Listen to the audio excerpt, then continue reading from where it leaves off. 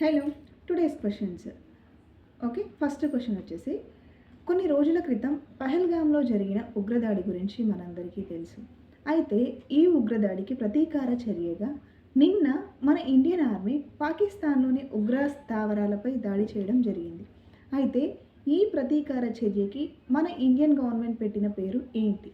ఇది first question. Second question వచ్చేసి, మగధ రాజ్యాన్ని పాలించిన రాజులలో మొదటి రాజు ఎవరు? ఇది సెకండ్ క్వశ్చన్. అయితే ఆ రాజు యొక్క కొడుకు వచ్చేసి అజాతశత్రువు. నెక్స్ట్ థర్డ్ క్వశ్చన్ వచ్చేసి, చంద్రగుప్త మౌర్యుడు మగధ రాజ్యానికి రాజు అవ్వడానికి సహాయపడింది ఎవరు? ఇది థర్డ్ క్వశ్చన్. థర్డ్ క్వశ్చన్ ఏంటి? చంద్రగుప్త మౌర్యుడు మగధ రాజ్యానికి రాజు అవ్వడానికి సహాయపడింది ఎవరు?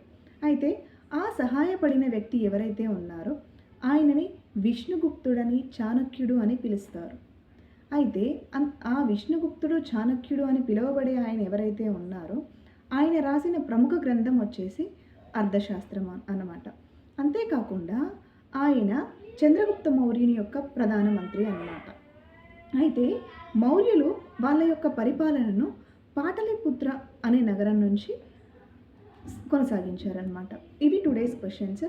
ఆన్సర్స్ కామెంట్ చేయండి. ఎక్స్ట్రా ఇన్ఫర్మేషన్ కూడా ఇచ్చాను కదా, ఇది గుర్తుంచుకోండి. ఒకవేళ ఎగ్జామ్లో వేరే క్వశ్చన్ ఇచ్చి ఈ ఆన్సర్స్ ఏమైనా ఆప్షన్స్లో కనిపిస్తే ఎలిమినేషన్ ప్రాసెస్లో మీరు రాంగ్ ఆన్సర్స్ తీసేయచ్చు.